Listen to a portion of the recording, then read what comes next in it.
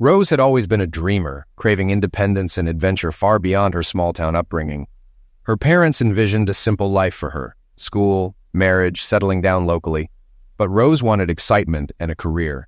In high school, she met Charlie, a charming, free spirit who matched her rebellious streak. The summer after graduation, they had a whirlwind romance, exploring the countryside and sharing passionate moments. One night, they lay together on a quilt in his uncle's barn, bathed in moonlight. By autumn, they parted ways. Charlie went to a state university for agribusiness, while Rose headed 3 states away for college on an accounting scholarship. They briefly reconnected during the first summer break, but her internships kept her busy, and she eventually returned home to work at a local bank. By then, their lives rarely intersected. Years later, Charlie sold his family's farms and invested in retail, tripling the income the farms would have provided. Rose, assigned as his bank coordinator, reconnected with him.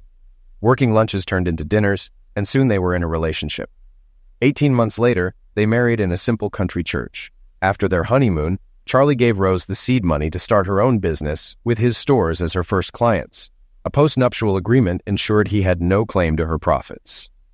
Over time, Rose built a thriving enterprise with 8 offices across 2 states, while Charlie expanded his retail chain to 4 stores.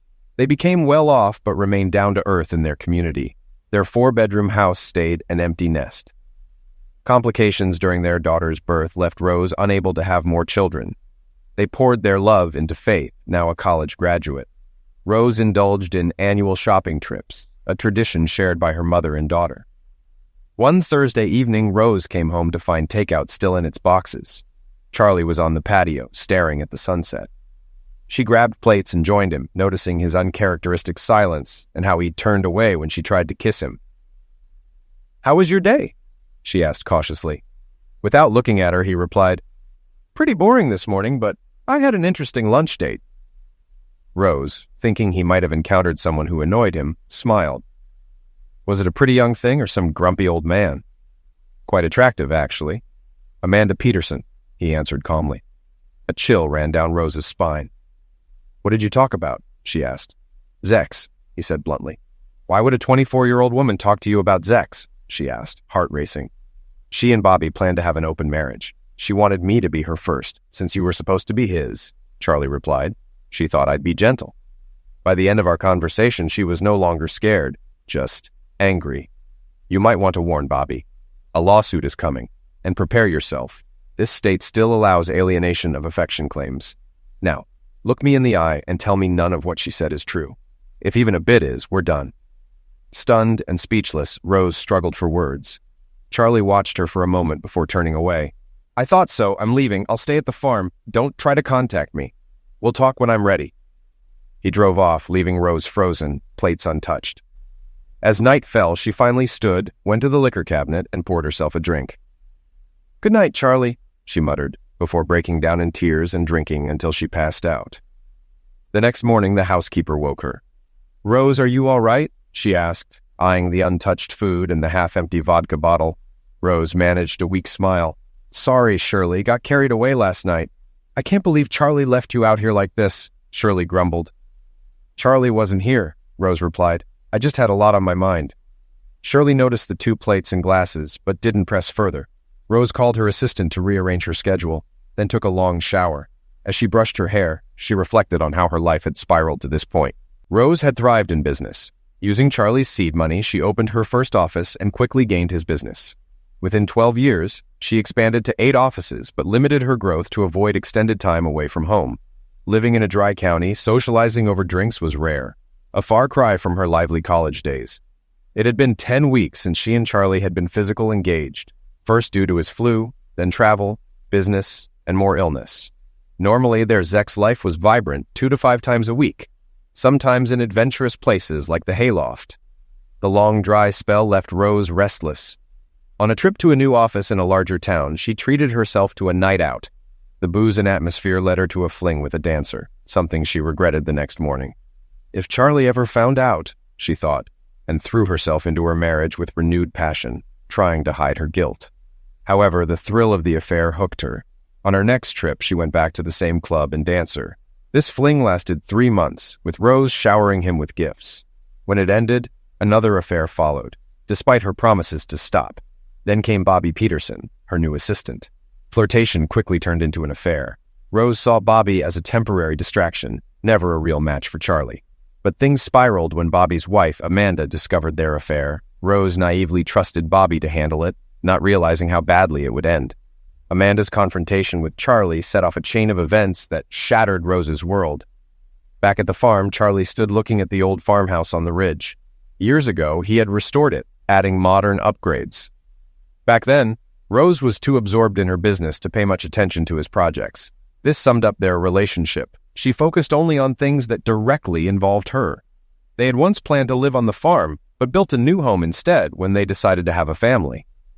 After Faith's birth complications, Rose refused to discuss adoption, and Charlie let the idea go. Faith became his world while Rose buried herself in work. To keep Faith close, Charlie built a daycare center next to his store. It became known as the Bartonians, a program that shaped kids into high achievers. Soon, other stores replicated it. It wasn't just a charitable move. It was a way to keep Faith nearby and happy. Charlie reflected on it all, wondering how things had come to this. Charlie arrived at the farm, opened the windows, and unpacked the groceries. Though he wasn't a drinker, he'd brought a 12-pack. He made coffee and took it to the porch swing, where he and Rose had shared many memories. Reflecting on their marriage, he wondered if there had been any warning signs. He recalled her vague smiles about pleasant memories. Was she thinking of her lovers? His phone interrupted his thoughts. Almost ignoring it, he glanced at the number. "Hello?" he answered. Sobs filled the line before a voice choked out, "He punched me." "Amanda?" he asked, switching to his CEO tone. "Who punched you?" "My husband.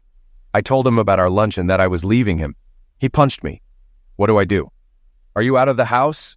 "Yes," she sobbed. "Go to the hospital. I'll be there soon. Go now if you want my help." Hanging up, Charlie called the sheriff's department. At the hospital, Amanda rushed to him, her face swollen and bruised. He sat for 40 minutes until the deputy returned. "Her cheekbone's broken," the deputy reported. "She wants to talk to you before pressing charges."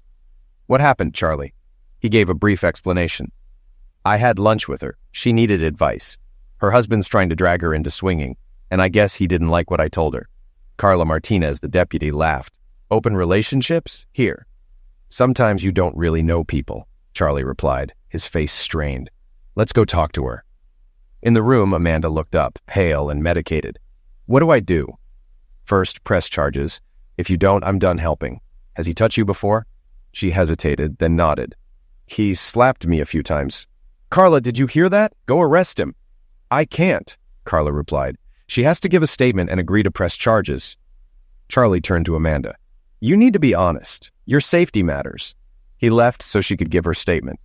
45 minutes later, Carla returned.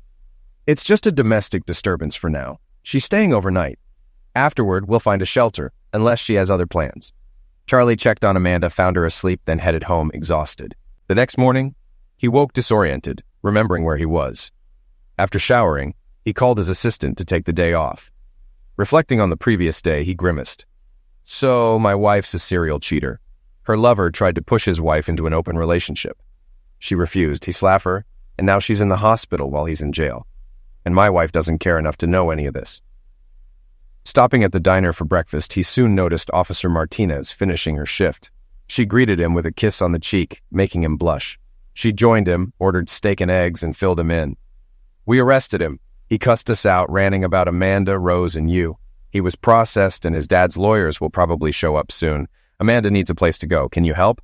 "Not directly. Follow me to my office." He went in, surprising his assistant.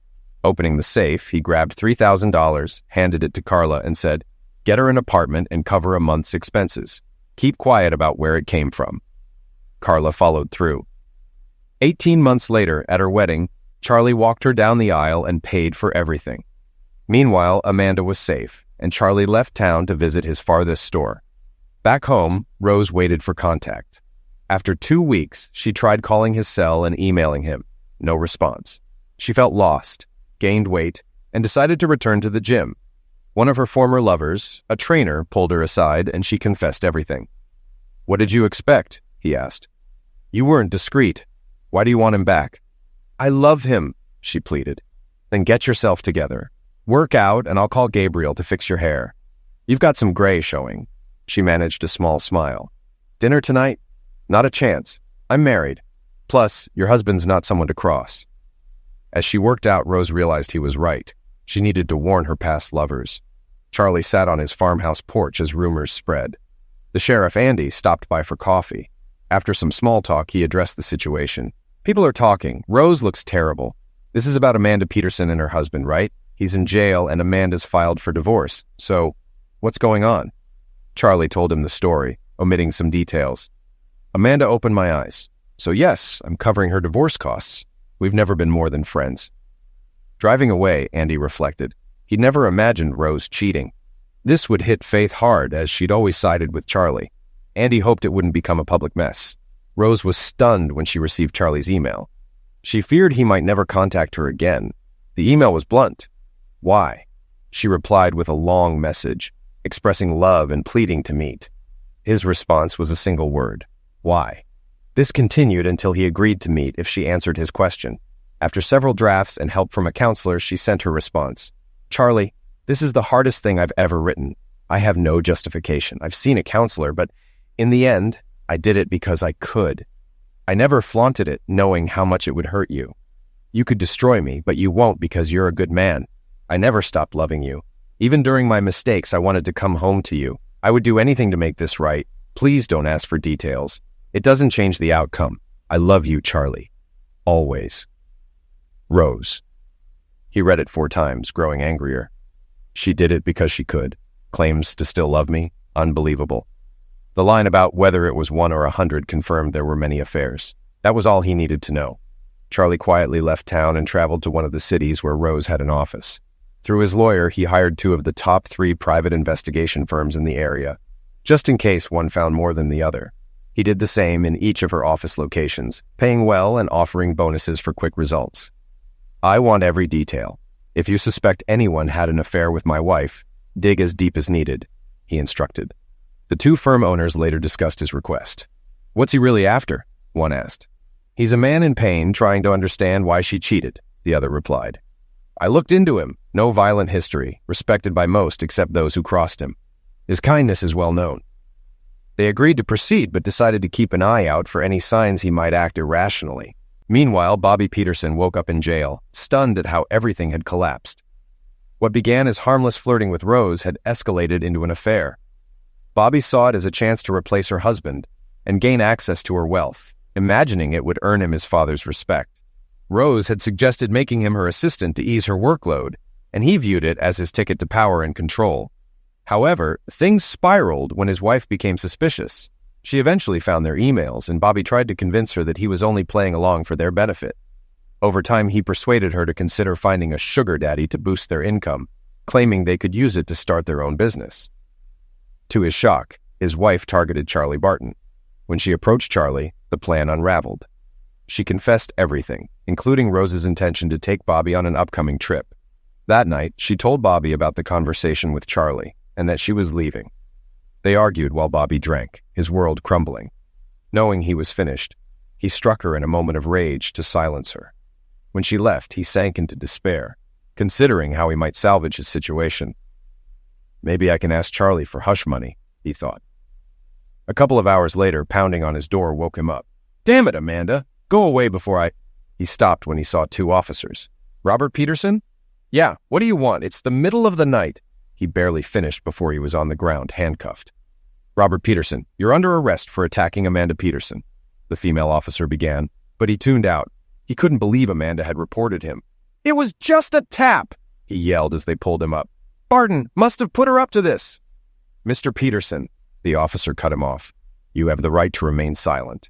Anything you say can be used against you. Her tone made him shut up. He stayed silent through processing, fuming when he learned he wouldn't get bail for 48 hours due to domestic violence laws. The next morning, he called his father, swallowing his pride. His father laughed but agreed to help if Bobby paid him back. By the time Bobby was released, Amanda had cleared out their apartment and disappeared. Her lawyer was waiting to serve him divorce papers. Amanda went on medical leave, and nobody at her job would give Bobby any information. His lawyer warned he was facing jail unless Amanda dropped the charges. Days later, Bobby saw Charlie at a diner, surrounded by doting waitresses. Bobby flagged down his own waitress and asked, What do I have to do to get that kind of service? Letting his hand rest on her arm, she pulled away, glaring. For starters, don't be a wife knocker, she replied loudly, drawing laughter. Just as Bobby was about to retort, the owner approached. Enjoying your burger, Bobby? Yeah, it's great, thanks, he replied, relieved at the friendly face. Glad to hear it, she said, still smiling, because it's the last meal you'll have here. You're banned as long as I own this place. More laughter filled the diner. Bobby fumed, then noticed Charlie watching him with a smirk. Rage surged, but before he could act, 2 female cops entered, greeted Charlie with kisses on the cheek, and caused more laughter. When Charlie left, he covered their checks and left a generous tip. Bobby ate slowly, leaving no tip out of spite. Stepping outside, he found a yellow boot on his car and a $138 parking ticket for being too close to a hydrant. Fuming, he walked back to the office, surprised he hadn't been fired. For 2 weeks, things seemed normal, but then whispers started and people avoided him. Bobby, a manipulative sociopath, blamed everyone else. However, he soon formed a new plan: target Faith. She had flirted with him during college breaks, and if he could win her over, it would be the ultimate revenge against Charlie. Faith had rejected many suitors, focused on building her veterinary practice. When the older vet in town was forced to close due to declining abilities, Faith took over, offering mobile services to local farms. Her business thrived within 2 years, but she resisted expanding, preferring hands-on work.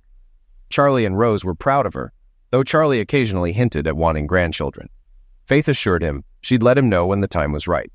Sometimes, she and her single friends went out to let off steam, often under the watchful eye of Carla and Vicky, both law enforcement officers. Once, Carla caught a man trying to pill Faith's drink, strike him up, and had him arrested. Charlie's influence ensured the man took a plea deal and served time. After enduring prison strikings, he left town upon release. Bobby brought in a cat, surprising Faith with how it responded to him. "Pet's name?" she asked. "Lady Grey," he replied, blushing. "She looks regal, don't you think?" Faith filled out the paperwork, reminding him to provide food, water, and regular checkups. Bobby tried small talk, but Faith cut him off, citing a busy schedule. Frustrated, he left, then decided to let Lady Grey loose near the clinic, hoping she'd return and give him an excuse to come back. For a moment, he regretted it, but brushed it off. Faith found Lady Grey and brought her inside. Later, she called her mother. "We're having dinner tomorrow at China House, 7 sharp, she said. "We need to talk. If you dodge my questions, we're done. If you don't show up, that says it all." Then she hung up. That night, Faith brought Lady Grey home. By morning, the cat had settled in. At the clinic, Lady Grey roamed freely, even sharing Faith's lunch. When Bobby called about the cat, Faith agreed he could pick her up, but asked her assistant, Nancy, to stay close when he arrived, sensing something was off. Bobby arrived at the clinic high. Recently, he had helped a college friend hide money through shell companies and offshore accounts, unaware he was aiding a mid-level pill dealer. This friend introduced him to pills, and Bobby liked the sharp focus they gave him, using them occasionally. The fallout had begun. Although he wasn't fired, it was clear he and Rose could no longer work together. He was transferred to another location she rarely visited, but Rose smoothed things over by promoting him to office manager with a pay raise. "I'm doing what I can for both of us, Bobby. I can't stay in touch if I want any chance of reconciling with my husband. We both messed up, so if you're thinking of legal action, reconsider. Amanda gave Charlie all our emails. I could spin this as a midlife crisis where you seduced me for money. We'd all lose, but you'd lose the most. Take the promotion, work for a while, and I'll give you a glowing recommendation and severance package when you move on." Feeling trapped, Bobby agreed to the transfer. In his mind, everything was still on track. He planned to catch Faith later and charm her. "She'll be on her knees doing whatever I want," he thought. For extra confidence, he did a quick line of pills before heading to the clinic. Faith let him in, holding Lady Grey the cat in her arms. Nancy, one of the assistants, watched nearby. "Looks like you made a friend," Bobby said. "You were always lovable." Nancy giggled at his lame attempt. Faith gave him a cold smile.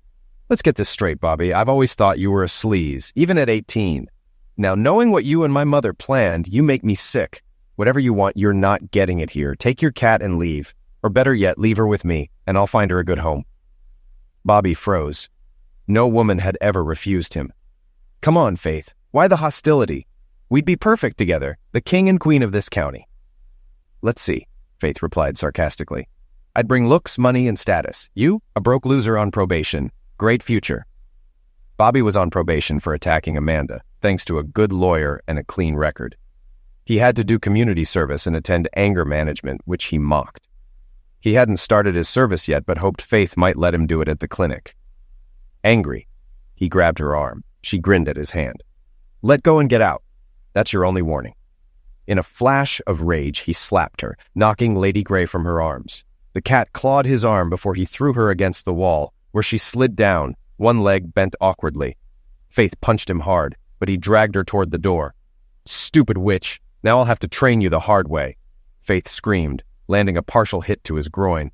He punched her in the face, breaking her nose and knocking her out. Nancy had called emergency the moment Bobby grabbed Faith. She rushed out and plunged a tranquilizer dart into Bobby's back. He screamed, turned, and knocked her out with a punch. As he dragged Faith to his car, the first police cruiser blocked the driveway. "Get on the ground now!" Officer Wells commanded, weapon drawn. Bobby tightened his grip on Faith's throat. "Back off or I'll crush her windpipe!" Carla Martinez arrived with her taser ready. "Jimmy, if he moves, drop him," she ordered. "Stay back," Bobby growled. Carla signaled Jimmy to distract him.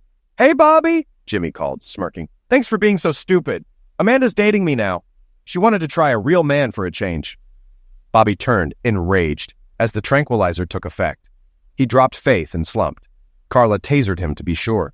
3 ambulances arrived. One for Faith, one for Nancy, and one for Bobby, who was cuffed to the gurney.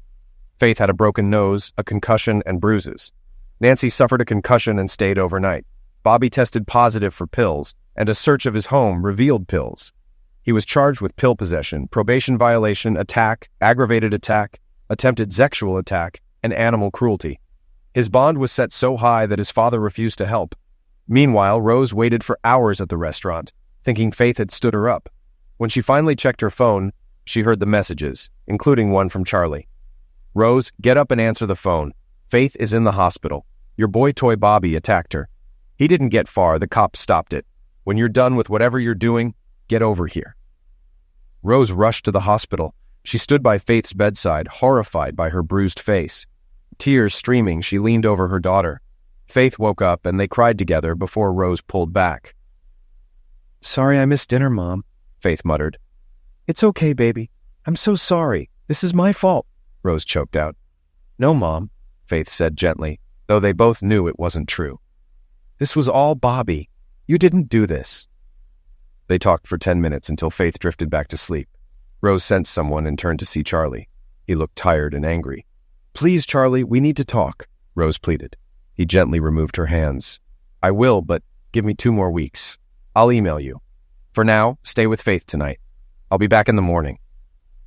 Wondering why Charlie needed 2 weeks, Rose nodded. He left without another word. Bobby woke up groggy and confused, realizing his hands were cuffed. Everything flooded back and fear gripped him. A noise made him look up. Charlie Barton was sitting beside him, his eyes calm but cold. Bobby felt like he was staring at a carnivore. "Morning, Bobby," Charlie said quietly. 8 to 10 years, that's what you're looking at, according to the DA. Charlie stood, leaning over Bobby. "You fool. First you go after my wife and now my daughter. You thought you could get away with this?" Bobby tried to scream, but Charlie covered his mouth with a towel. "In prison, you'll learn what it's like to be broken. I'll make sure of it. When you get out, everyone will know exactly what you are." He tightened his grip on Bobby's groin, making him pass out from the pain. Charlie felt no remorse as he tossed the towel aside and left, thanking the nurse on his way out. "He's still out," he said. "I'll keep him in my prayers." The nurse thought he was a saint. When Faith woke up, she knew she was in a hospital. She turned and saw her mother beside her. Her heart sank as memories came rushing back. Rose woke up, tears filling her eyes. For the first time in years, they had a deep conversation. "Guess I'm more like Dad than I thought," Faith said quietly. "But why, Mom?" Rose sighed. "I've asked myself that 1,000 times. Therapists say it's a power thing. I thought I could have it all." "So if you hadn't been caught, you'd still be cheating?" Faith snapped. "Why not just get a divorce?" Rose looked horrified. "I didn't want a divorce. I still don't. I want to make things right." "Mom, listen to yourself. Let it go. You got caught and Dad won't forgive you. Move on and have your flings openly. It's over." Their talk ended when the doctor arrived. After Rose left, Charlie entered. Forcing a smile, he said, "You just missed Mom." "I know," he replied. "Are you going to talk to her?" Yes, soon, when I'm ready, he said. Faith hesitated. Please, don't be too harsh. Let her go. You're still young. Find happiness. Charlie didn't respond with joy. Instead, Faith saw a darkness in his eyes that unsettled her, reminding her of a time when she was 7 and had seen a similar look on his face. Juanita's father was a new hire from Costa Rica with a drinking problem. When Faith was young, she sneaked away during playtime to ask her dad if her friends could come over. She saw him and Juan disappear behind a fertilizer building. When she arrived, Juan was unconscious, and her father was rubbing his bruised hands. He slapped Juan awake, whispered something, and Faith quietly ran back to daycare, never telling anyone. Later, her mom noticed his scraped cheek and black eye, but he claimed he dropped some fertilizer bags, and she lectured him about letting employees handle that. Juanita missed daycare for nearly a week. When she returned, she shared that her father had been deported.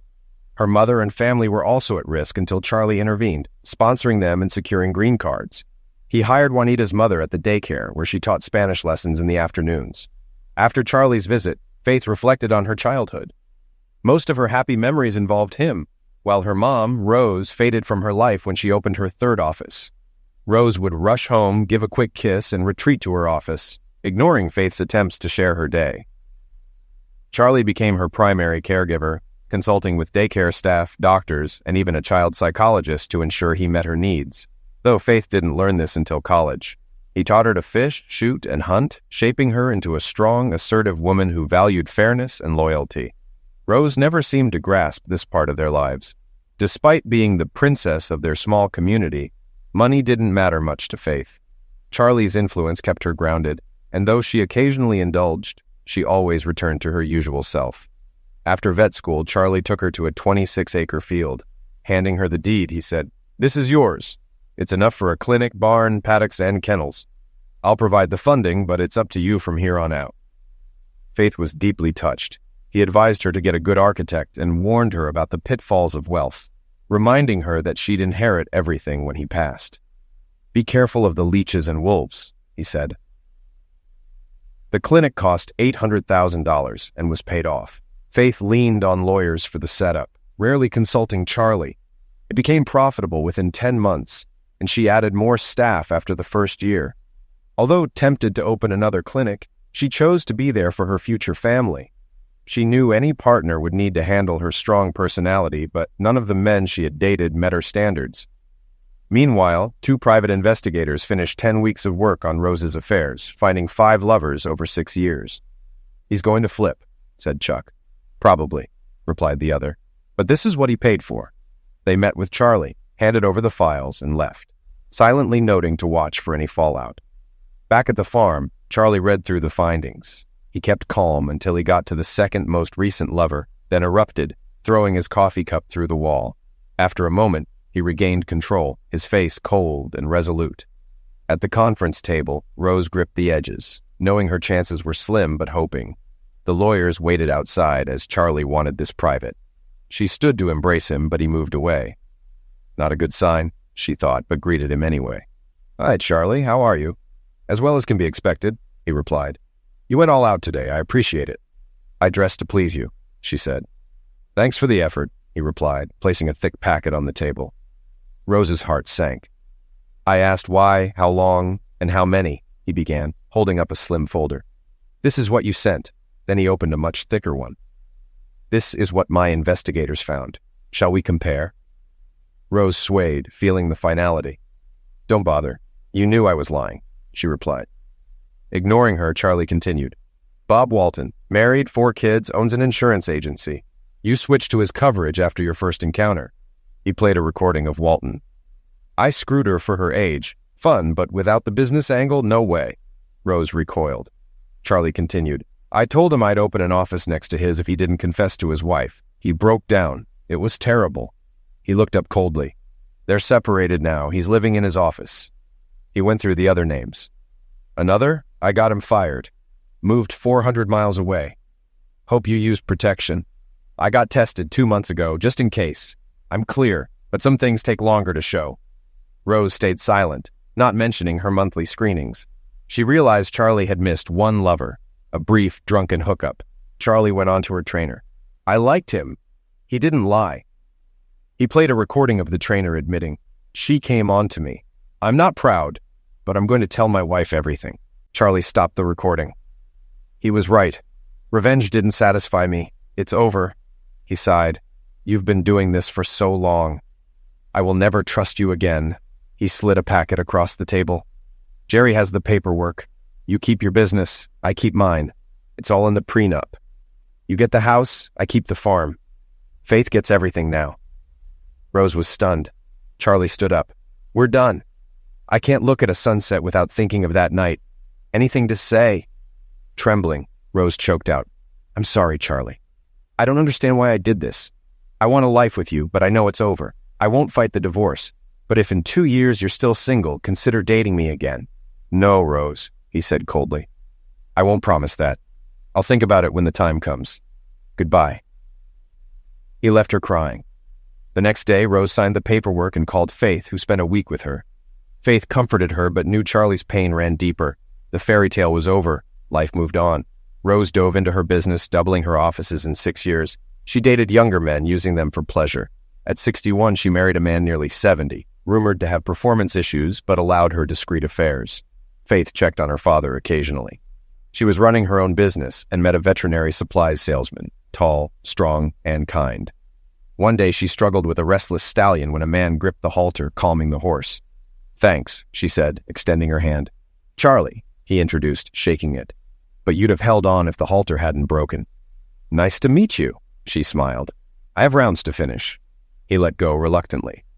Later, Faith noticed her assistant flirting with him.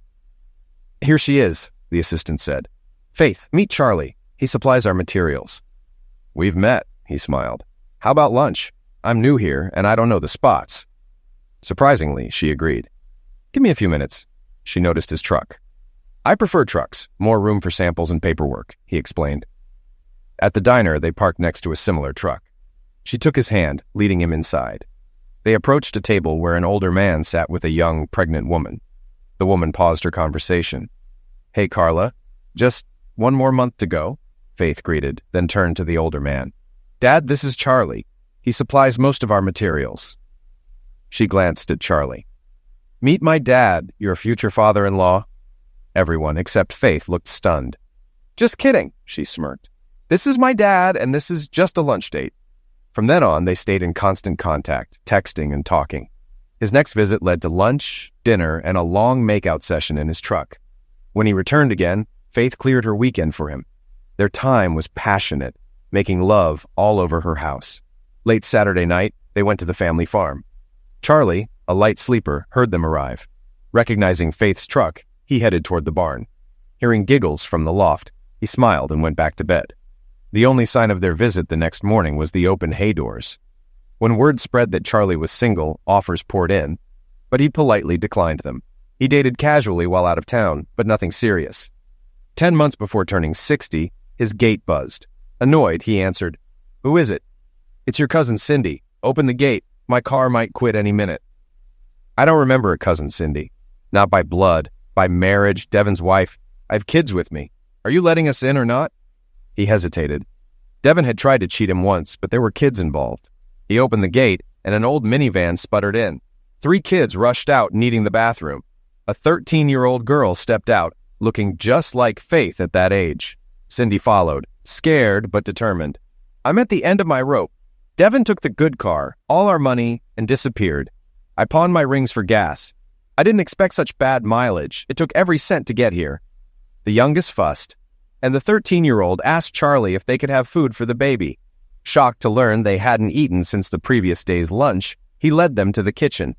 I have cheese and crackers. Give them to the kids. Feed the little one some cereal. It'll fill her up. Your mom and I will handle dinner. He had planned to smoke a pork loin, but decided to grill it instead. He found a dozen ears of corn left by a neighbor and grilled them too. Cindy and Faith prepared tea, lemonade, and slaw, while Faith microwaved potatoes. In 45 minutes, dinner was ready. As the kids ate hungrily, Charlie seethed at his cousin for leaving them in this state. After dinner, he went to the barn and called John Goines, the new county sheriff and a retired SBI agent. 10 months before the upcoming election, Charlie had approached Goines asking, Are you running again? I want to, but I'm not sure I'll get enough support. Charlie looked him in the eye.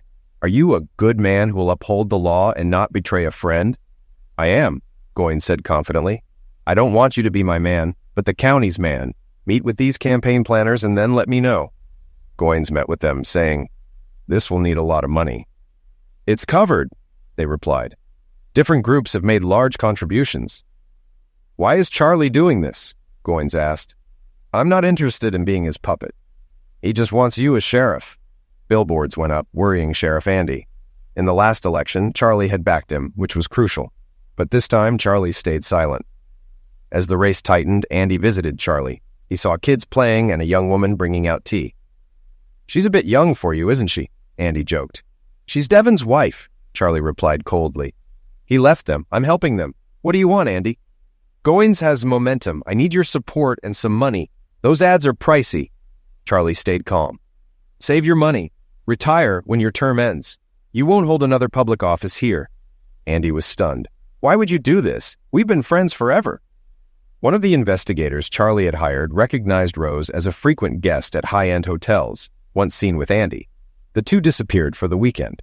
Charlie turned off the recording and looked at Andy. You were my best friend, and you still betrayed me. We're done. Only talk to me if it's official. Think about how you'll handle the fallout if this ever gets out. Now leave. Andy left, pale. Cindy came out with more tea. Was the sheriff crying? She asked. Probably dust, Charlie replied, as the youngest child climbed onto his lap. Don't get too close, Charlie. We'll be leaving soon, Cindy said. You keep saying that, but you're still here, he smiled. What are you doing with the housekeeping salary? I know you registered the kids for school using my address. Her temper flared. If I had enough money, we'd leave. You've trapped us, just like Devon did. This struck a nerve. Charlie got up, went inside, and returned with a $5,000 check. On your way to deposit this, stop at the Jeep dealership. Take what they offer. It's covered. Use this money to get settled. Start at the store Monday. It's not much, but enough to get by, and the kids will get free daycare. Can you be out by Friday? Cindy hadn't expected this. She thought rattling him would make him pay more attention. As she considered her response, she noticed her daughter watching. Cindy had named her after Charlie's daughter, hoping for a bright future. Faith and Grace, the youngest, bonded with Charlie. He even took Junior Faith to meet Faith Sr., who suggested calling her Junior to avoid confusion. The nickname stuck. Cindy softened. We don't have to rush, Charlie. No, you're right. I was getting too attached. Better to handle it now. He paused. I promised Hope and the twins we'd go fishing today. I need to get ready. He left, and Cindy put her head in her hands, hearing Faith angrily slamming things in the kitchen. Meanwhile, Charlie took Hope and the twins fishing.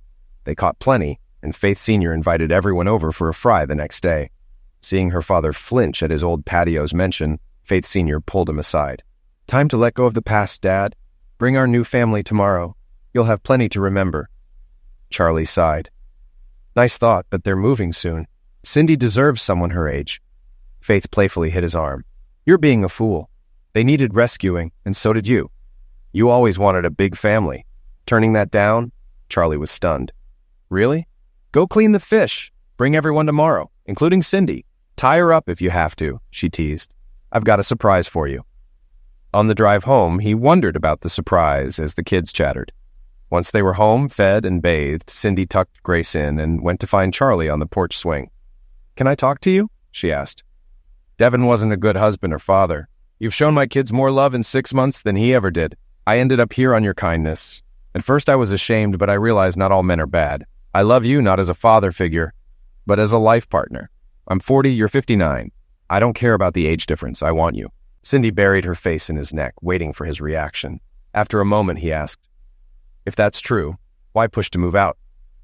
It broke my heart when you gave me that check. I wanted you to ask me to stay. I wanted you to make the first move. He frowned, and she feared she'd lost him. Then he kissed her. You're lucky you're pretty because you sure aren't smart, he teased. Did you ever think of just telling me? I've had feelings for a while, but I thought the age gap was an issue. Look at all the time we wasted. As they kissed on the swing, the kitchen light flicked on. One of the kids was up for a snack. Cindy gave Charlie a quick peck on the forehead. This isn't over, she whispered as she slipped inside. He grinned. It sure isn't, little girl. Little girl? She thought. I'll show him. The next day, the kids watched in shock as Cindy sat on Charlie's lap and kissed him. Hope and Faith understood and decided they'd explain it to the twins later. "Kids, your mom and I need to run into town. Be good for Faith, or no fish fry," Charlie said. They nodded. At the dealership, Charlie told Cindy to pick any new car that fit the family. "I thought I was getting a used one," she said. "Used was for leaving, new is for staying. Understand?" Cindy threw her arms around him. 90 minutes later, she drove back in a new van, thrilled to call it home. Faith saw them and smiled. Her dad could still be trained. The afternoon was perfect. They ate, played, and relaxed. Junior packed an overnight bag for a sleepover, and the boys crashed after their baths. Meanwhile, Charlie and Connie got cozy on the porch swing. "If not for the kids," Charlie started. Connie laughed. "Kids? If this keeps up, you'll always be in my bed. I'd still prefer some privacy." "Unless you know a better spot, we'll have to wait." Charlie glanced at the barn, bathed in moonlight. "Come on," he said, grabbing an old quilt. Connie giggled as they headed to the barn. "Really? The loft? We're sneaking from our kids, not our parents. Now get up that ladder." In the loft, they made love. Meanwhile, Rose felt alone. She made as much money as Charlie, but to him, it was just a way to care for others. Her lovers left her feeling empty, longing for what she lost. She had seen Charlie only 3 times in 4 years. Once she approached him at a funeral. "Charlie, remember my offer when we parted? Have you thought about it?" He looked pained. "Sorry, Rose. Too much baggage. Have a nice life. We still have our daughter's wedding to plan." Heartbroken, she watched him walk away, regretting everything. One night, Rose dreamed of Charlie in a hayloft. Impulsively, she drove to his property and heard voices in the barn. "I'm not on the pill. I could get pregnant," Connie said. "Then we'll name him Junior," Charlie replied. Rose turned away, dream shattered. 2 years later, she married Freddie. When he proposed, she confessed everything. "I'm impotent, Rose. We'll marry for companionship. You can have affairs if they're discreet," he said. She agreed. When Rose passed at 75, Faith inherited her estate. Charlie Ty married the wealthiest woman in the state. "Does this mean more kids?" he joked. They had 5. At their wedding, Faith had a surprise. "Dad, you'll be a grandparent in 7 months." Charlie was overwhelmed. Tears of joy flowed as his family surrounded him. "Big wedding?" Ty asked. "Yes," Charlie replied, proud of his daughter. "Just so you know, her mom's been planning since she saw the sonogram." 5 weeks later, the church overflowed as they renewed their vows. "Her mother and I do," Charlie said proudly when asked who gave the bride away. Later, Connie rushed in with a strip of paper. "I'm 40 and pregnant," she cried. Charlie kissed her. "We'll love this child like all the others. Deal?" "Of course. Now I have to marry you," she sighed. "Kids, are you ready for this old goat to join our family?" "Yes!" they cheered. "Wait!" Faith interrupted. "It's not official without a ring." Soon, Charlie took the girls to a jewelry store. They picked out a beautiful set. Charlie then turned to the jeweler. "Do you have matching bands for the girls? I'm marrying the whole family." The girls' cheers woke Grace, and a saleswoman helped her choose a tiny ring. Grace admired it on her finger and refused to take it off. With rings in hand, they left the jewelry store and headed to a steakhouse, unaware that the jeweler and his assistant had already spread the news across town. At the restaurant, whispers of excitement spread as an elderly woman approached their table. "Is it true, Charlie?" she asked. "Yes, Mabel, meet my daughters, Faith, Hope, and little Grace. They'll need some lessons. Do you have time for them?" After chatting briefly, they left, knowing they'd soon be the talk of the town. Back home, Connie was on the porch, pretending to be indifferent. "Just because you bought a ring doesn't mean I'll like it," she teased, eyeing the box. "Oh my, it's beautiful." Charlie dropped to one knee. "It's yours if you say yes. Will you marry me, Connie?" "Yes!" she screamed, startling the horses. She jumped into his arms, crying. The girls showed off their rings, making her tear up again. On their wedding day, Grace, the flower girl, wore a satin dress. Faith stood as Connie's matron of honor, while Junior and Hope looked stunning. During the ceremony, after the kiss, Grace tugged on Charlie's pants. "Kiss me too, Daddy." Laughter filled the room as he picked her up, sharing a kiss with both his wife and daughter. Their honeymoon was filled with beachside relaxation and fun activities. When they returned, they promised a family trip before school started. Later, a sonogram revealed they were having a boy. Charlie smirked, earning a playful old goat comment from Connie. They teased each other all the way home. Charlie Jr. was born healthy. Over time, Faith proudly introduced her family. I'm Faith. This is my sister, also Faith. My husband Charlie, my dad Charlie, and my brother Charlie. We're not very creative with names. Faith Sr. had 2 daughters named Rose and Constance, which helped with the confusion. Charlie observed his children growing up. Junior was his closest, working at the clinic before shifting to the hardware business, where she became his chosen successor. Hope took to farming, managing her own crops and livestock by 17, while Grace, now 10, was a piano prodigy. A distant school wanted her to board, but she only agreed to summer visits for now. He knew it was only a matter of time before she made the move. Meanwhile, he set up trust funds for his kids with strict conditions. They had to graduate college to access the funds. If not, they'd have to wait an extra 5 years, holding jobs and living within their means. He apologized to Faith Sr. for using up part of her inheritance, but she brushed it off. "Who am I to deny my siblings their share?" she laughed. Her mother would cover any gaps. Sheriff Andy's downfall came after losing re-election. He worked as a private investigator, but a series of failed marriages and affairs left him disgraced. Ironically, his ex-wife Amanda later married a trustworthy older man, John. Charlie attended her wedding, acknowledging the twists of fate. Charlie died 2 months after his 79th birthday, shortly after seeing his youngest son graduate. Connie passed 15 years later, and Rose, who chose to be cremated, had her ashes scattered in the ocean. His funeral drew a massive crowd, held at the local football stadium. 800 people volunteered to carry the casket, so they used a lottery. His hearse, pulled by Hope's marsh ponies, was led by Sheriff Carla. Unofficial records showed he had funded nearly 1,000 college educations. The ceremony was attended by politicians, law enforcement, teachers, and professionals who owed their success to Charlie. His ruthless side remained a secret, known only to a few who would never be believed. In prison, Bobby Peterson woke up with a throbbing headache. His broken nose was his welcome gift. His sentence was 12 years with no parole, plus 18 months for animal cruelty. Things got worse when he ended up in Rockwell, a notoriously harsh prison. Within hours, his nose was broken again. His new cellmate laid down the rules. Bobby was now his woman. 6 months in, Bobby looked so much like a woman that inmates fought over him. By his 5th year, he had a new daddy, who kept him relatively safe. He was eventually released early for good behavior, with no one waiting for him outside. Oddly, he found his own version of happiness after all he endured. When news of Charlie's end of life reached him, it barely registered. His focus was on soothing his teething adopted child, who coincidentally was named Charlie.